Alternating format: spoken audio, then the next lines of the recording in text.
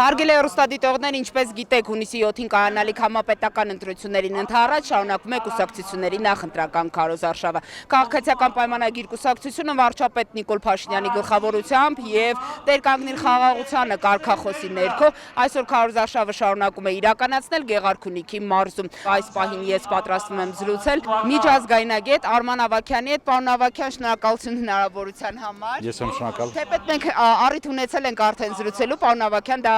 քարոզարշավի սկզբնական օրերին էր, երբ շրջում էինք համայնքներով, եւ քանի որ սա ըստ էության քարոզարշավի մարզային վերջին այցն է, եւ արդեն ըստ էության նաեւ կարող ենք ամփոփել այսպես արդյունքները այս մոտ 1 ամսվա քարոզարշավի, ընդհանուր առմամբ դուք ինչ տպավորություն ստացաք, ինչպես ընթացավ քարոզարշավը եւ ընդհանուր առմամբ նաեւ ելնելով քարոզարշավի այս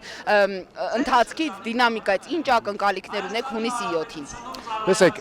ընդհանուր առմամբ քարոզարշավը անցավ ըստ նույնիսկ իմ սպասելիքներից մի կողմից շատ ավելի լավ, որովհետև այն ուժերը, որոնք շարժվում են դեպի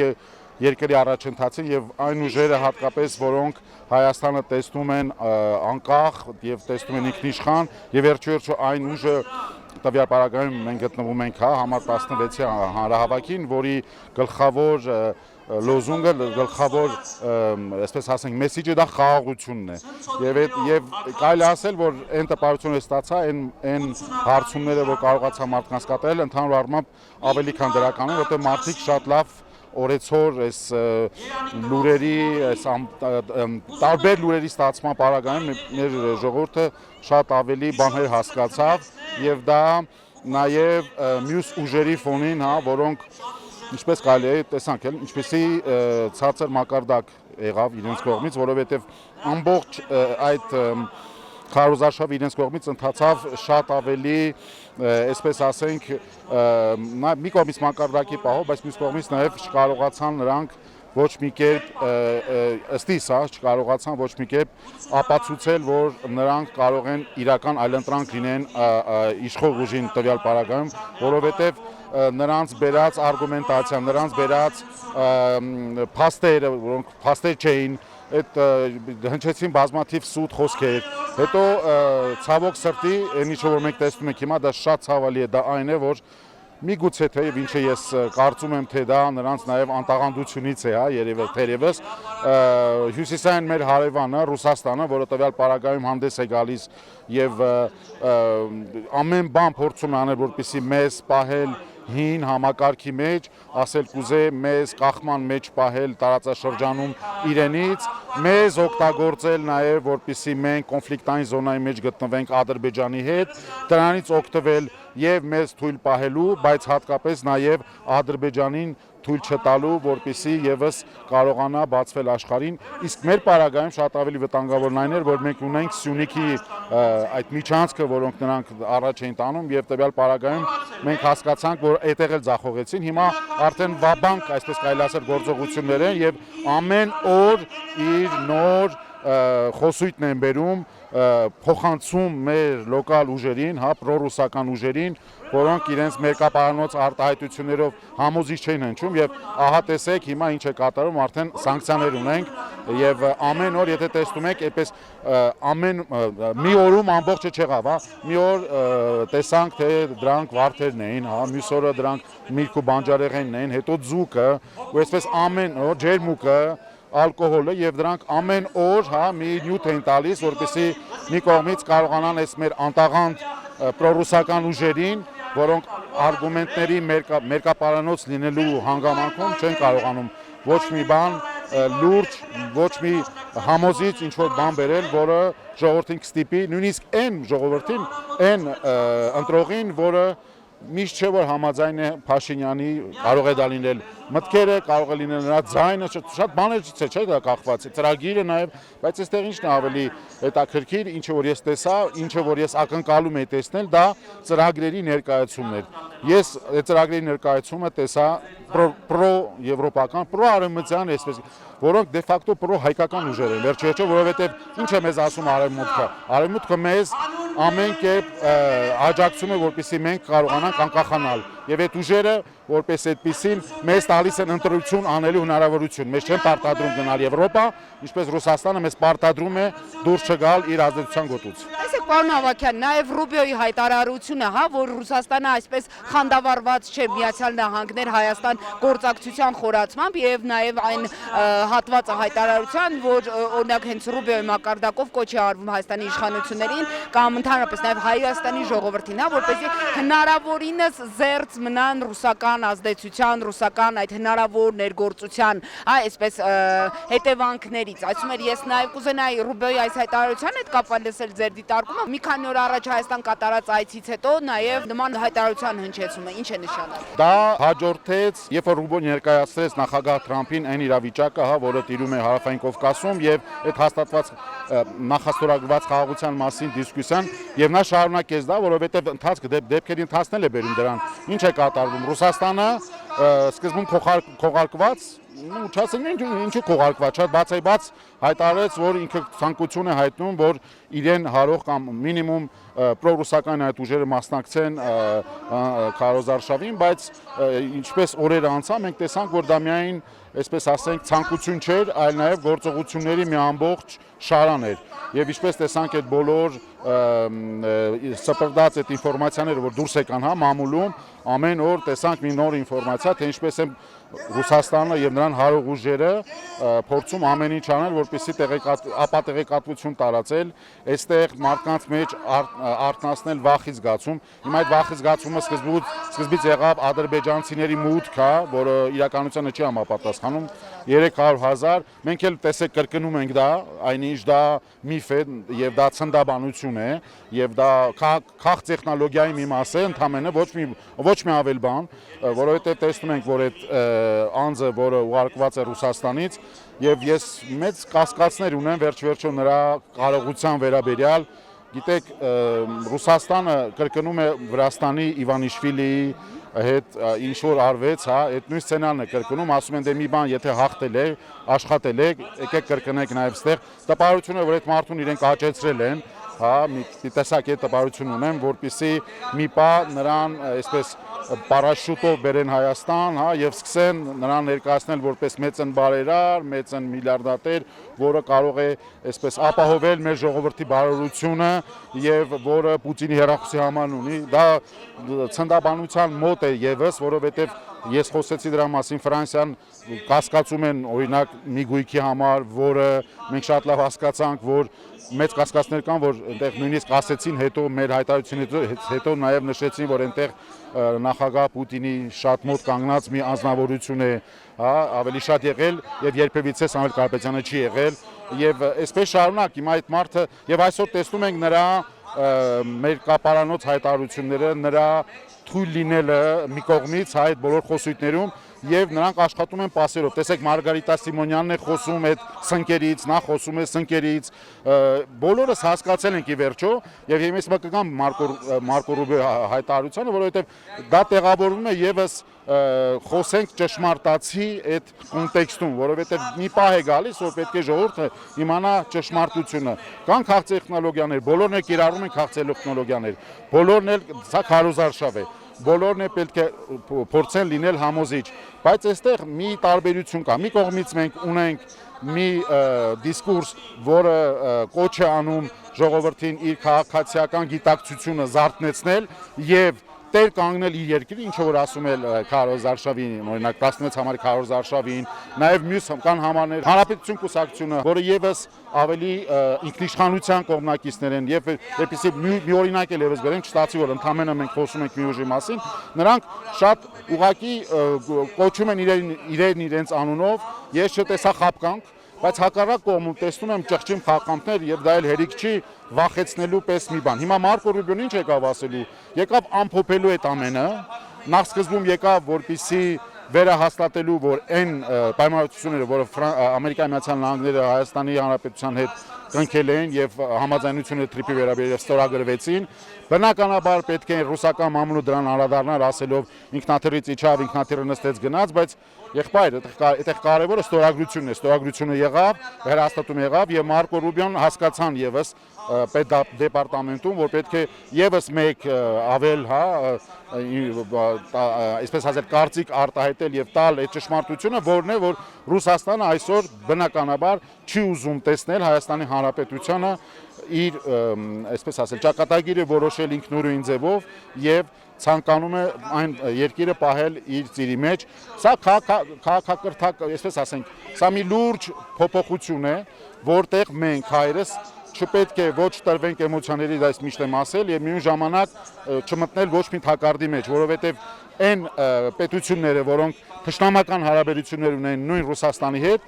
նրանք փորձելու են օգտագործելու Հայաստանի ֆակտորը եւ այսօր տեսնում ենք բոլոր օբյեկտիվները ֆիքսված են Հայաստանի վրա եւ օգտագործում են նաեւ Հայաստանը, որպեսզի նաեւ այսպես ակցենտավորեն եւ ավելի ուժեղացնեն այդ կոնֆլիկտայնությունը, որ կարող է Հայաստանի Հանրապետությունը ունենալ Ռուսաստանի հետ, այնինչ Հայաստանի Հանրապետությունը դե ֆակտո ոչ մի խնդիր չունի Ռուսաստանի հետ։ Ուրիշ բան է, որ Ռուսաստանի համար սա ազդեցության, Հարավային Կովկաս ազդեցության վերջին գոտին էր, Սիրիայից հետո, հիշենք Սիրիան, հիշենք Իրանում ինչեր կատարվեցին եւ չկարողացավ։ Նույն Վենեսուելան հիշենք վերջի, եւ շուտով նաեւ Կուբան, որը դրանք բոլորը պրո-ռուսական, սովետական, հետո պրո-ռուսական ուժերի ազդեցության ոլորտ են համարում եւ մեկը մյուսի հետևից այն դրանք փլուզվում են, որովհետեւ հասկանում ենք Ռուսաստանը մխրճվել է մի պատերազմի մեջ, որից նա չի կարողանում դուրս գալ գոնե թե հաղթանակած, բայց միևնույն ժամանակ այն շարունակվում է։ Մենք չպետք է մոռանանք Աֆղանստանում սովետական միությունը կորցրեց 15000 մարդ մոտավորապես, այնինչ Ուկրաինայում արդեն միլիոնից անցնում են զոհերը, 5 տարի շարունակվում է։ Մի խոսքով այստեղ մի խնդիր է, որը Ռուսաստանը չի կարող լուծել եւ բնական է, որ նա պետք է կիրառի այդ բոլոր ուժերը, սրանք լավ լուրեր չեն։ Մարկո Ռուբիոն մի կողմից, որը մեզ վերահաստատում է աջակցությունը, բայց մյուս կողմից չպետք է տրվենք ըստիս այն ուժերի հրահրանքների, որոնք պետք է փորձեն մեզ կռվեցնել Ռուսաստանի հետ, որտեղ մենք այդ խնդիրը չունենք, հա։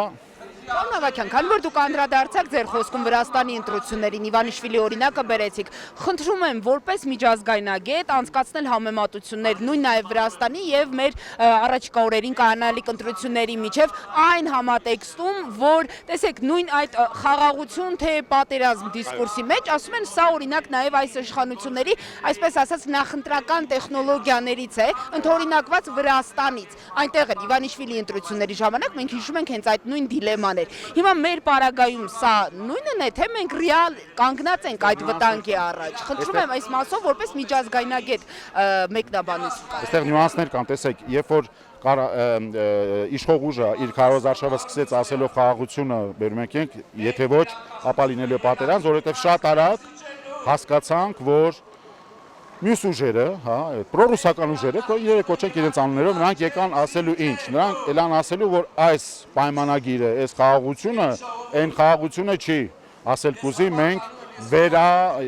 այսպես ասենք, պատռում ենք եւ նորից սկսենք։ Եվ բնական է, որ պետք է, ինչ ես հասկանում եմ, դա ես չեմ փորձում պաշտպանել եւ համեմատել վրացական սցենարի հետ։ Սա ընդամենը, այսպես ասենք, կարմիր լույսեր վառել էր, որպեսզի ասել, որ ոչ, այս խաղաղությունը ուշադիր եղեք ժողովուրդ, որովհետև ինչ են ուզում անել այս ուժերը։ Երբ որ ասում բերենք երաշխավորներ, լսեք, մի հատ եկեք տրամաբանորեն աշխատենք, էլի մտածենք, ինչպես կարող է Միացյալ Նահանգները, որ այստեղ հանդես է գալիս տնտեսական իր ողջ ուժով եւ մեր, այսպես ասենք, մեր անվտանգային երաշխավորությունը ըստ այդմ ապահովում է տնտեսական ուժով, չմոռանանք, այս տարածաշրջանը Ամերիկայի Միացյալ Նահանգների, ինչպես նաև Եվրոպայում կարևոր է իր աշխարհագրական դիրքով, որովհետև մենք կապող օղակ ենք Միջին Ասիայի եւ Եվրոպայի եւ Միացյալ Նահանգների միջև։ Նախագահ Թրամփը մատնանշեց իր թվիթի մեջ, ասելով, որ ամերիկացի էներգոհսկաները կարող են այլևս Միջին Ասիական բոլոր օգտակար հանածոներ եւ էներգային ռեսուրսները Հայաստանի միջոցով դեպի Միացյալ Նահանգներ ուղարկել եւ այդ ամբողջում մենք տնտեսական ահռելի պոտենցիալ օգուտներ են խաղալու, որը բնականաբար ձեռք չի տալիս Ռուսաստանին, բայց այստեղ ինչն է խնդիրը, այստեղ մենք ոչ թե այս բոլոր երկրները ոչ թե գործում են իդեմ նաև Ռուսաստանի ըստից, ուղղակի նրանք որպես այդպեսին վստահելի գործընկերներ չեն այլևս, որպես այդ ճանապարհները անցնեն Ռուսաստանով։ Նրանք անվստահելի գործընկերներ են, տեսեք, տասնամյակների փորձը այլևս ցույց տվեց, որ Ռուսաստանի հետ լուրջ գործողություն, լուրջ վստահելի որևիցե պայմանագրային բան, նա անվստահելի գործընկեր է։ Իրանը անվստահելի գործընկեր է իրենց համար, որովհետև այսօր այն ինչ որ տիրում է Իրանում, ցավոք սրտի դեռ չկա այսպես կազմավորված կառավարություն, չկա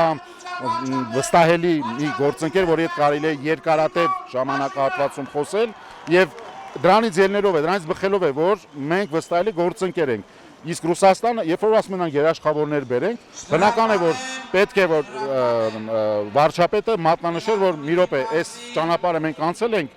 հասել ենք արդեն շատ լուրջ մի կետի եւ այստեղ երաշխավոր խառնելը։ Ինչպես կարող է Միացյալ Նահանգները ունենալ ուրիշ երաշխավոր Ռուսաստանի դեմքով, որովհետեւ եթե իրենք պիտի խոսեն Պակիստանից, Չինաստանից, այդ բոլորին օրինակ բերեն վերջում ասեն Ռուսաստան, այդ խապկանք է։ Իսկ դուք որպես ժուրնալիստ նոր հարցերեք, ինչու եք խոսում Ռուսաստանից, օրինակ Ռուսաստան չենք ուզում, ով կարող է լինել բացի Ռուսաստանից։ Համոզված եմ բոլորն է պետք է ասեն միայն Ռուսաստանը։ Պարոն Ավագյան, եւ նաեւ այս տնտեսական, թեման շարունակելով, տեսեք, մայիսի 29-ին Աստանայում ԵԱՏՄ գագաթնաժողովի ժամանակ ԵԱՏՄ անդամ 4 պետությունների ընդունած միասնական հայտարարությունը, Հայաստանի վերաբերյալ, որ ըստ էության կարծես կոչ էին անում, որ հանրաքվե անցկացվի ԵՄ ԵԱՏՄ անդամակցության հետ կապված, Օրինակ հենց այդ հայտարարության մեջ էլ նշված էր, որ եթե օրինակ Հայաստանի իշխանությունները ուզում են փոխել արտաքին քաղաքական վեկտորը դեպի Եվրամիություն, ապա պետք է հանրաքվեի միջոցով, այսինքն ժողովրդի ձայնի միջոցով կարողանան նման կտրուկ այսպես շրջադարձ կատարել։ Հիմա ըստ էության նրանց այս հայտարարությունը ի՞նչ է նշանակում։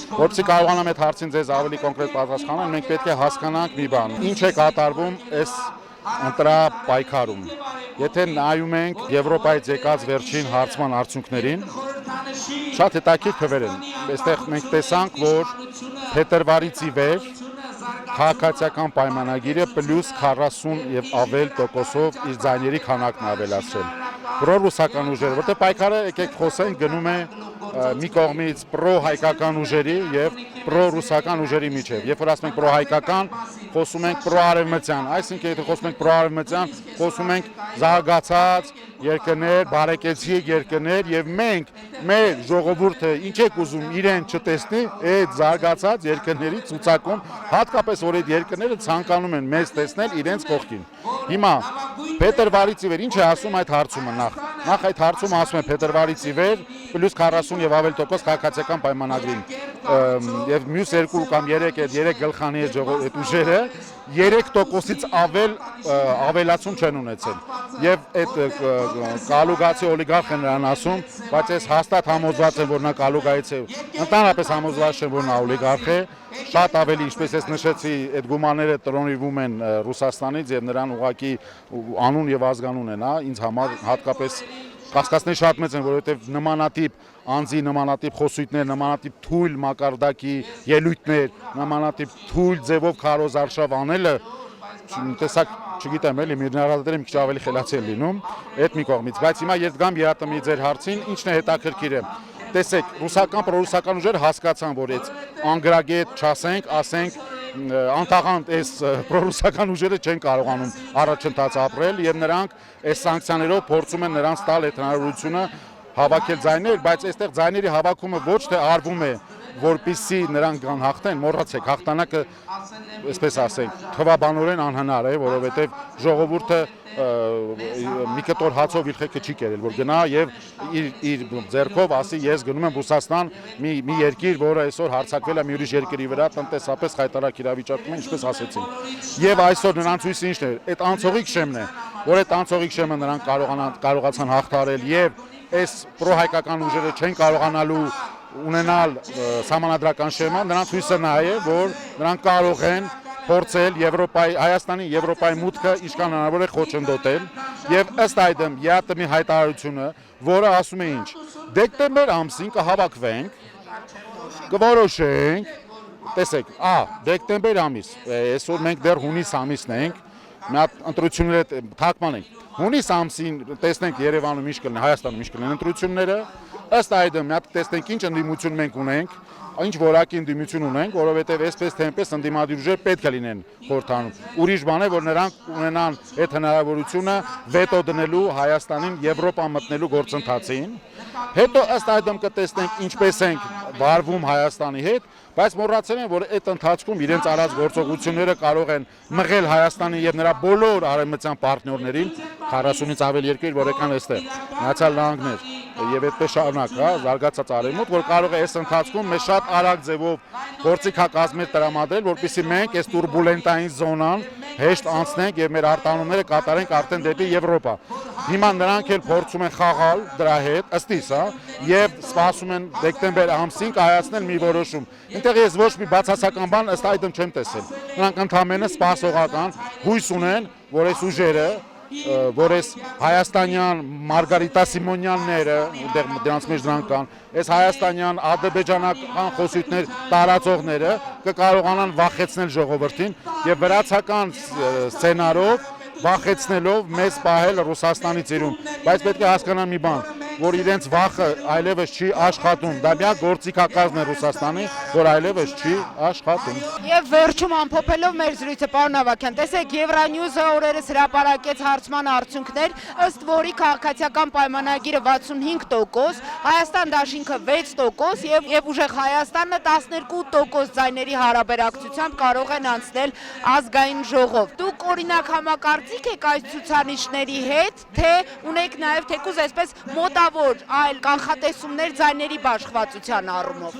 Լսեք, մինչև ընտրությունների ավարտը չլինի, ամսի 7-ի երեկոյան 20:00-ին կարծեմ թե փակվում են բոլոր ընտրան տեղամասերը, մենք չենք կարող հաստատուն որոշություն մի բան ասել, բայց մի բան պարզ է, որը ես դիտարկել եմ անձամբ, մեկ, դա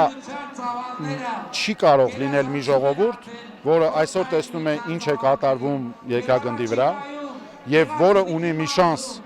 ընդամենը իր ազատ ժողովրդավար ընտրությամբ գնալ եւ կատարել իր ընտրությունը եւ ընտրել այդ ազատությունը եւ որոշումներ ընդունելու անկախությունը։ Այդ մեկ։ Երկրորդը չի կարող այն մի ժողովուրդը, որին ես տեսել եմ Հանրապետության հրապարակում, թե ինչպես էին հպարտությամբ նայում իրենց բանակին, ինչպեսի հպարտությամբ են նայում այդ մեր քայլող զինվորներին, ինչպեսի հպարտությամբ են այդ ժողովուրդը հողի վրա, ես դա տեսել եմ, այդ ժողովուրդը չի կարող գնալ եւ ասել ոչ, այսօր մենք այս բանակը, որ ունենք հիմա,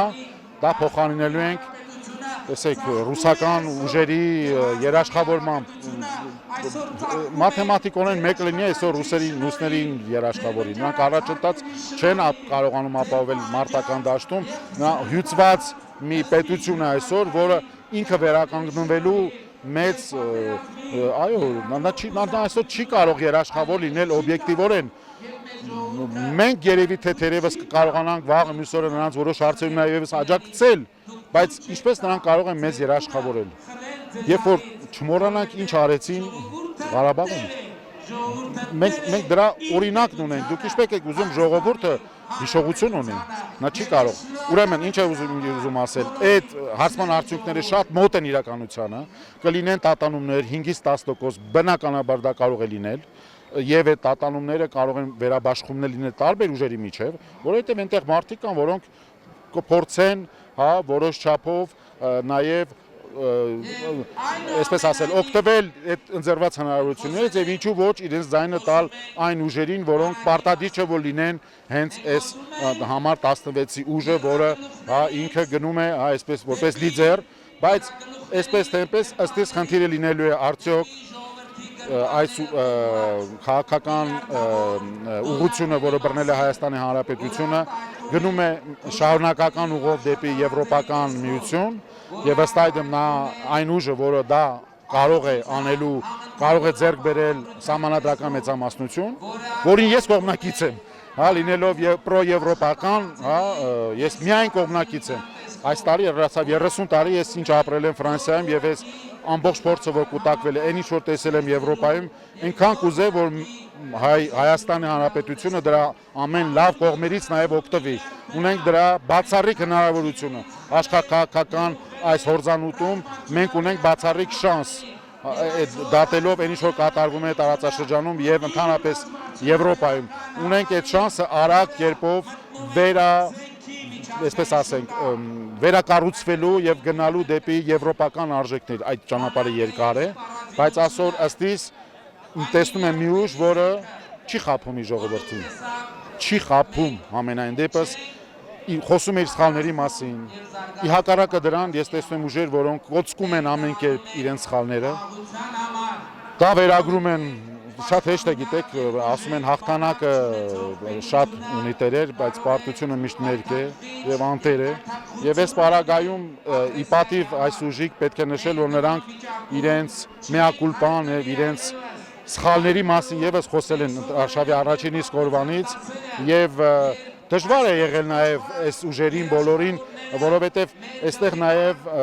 գործ են ունեցել այդ խափկանքների հետ եւ փորձել են մարդկանց խափել, բայց ես համոզված եմ, որ մեր ժողովուրդը իմաստուն ժողովուրդ է։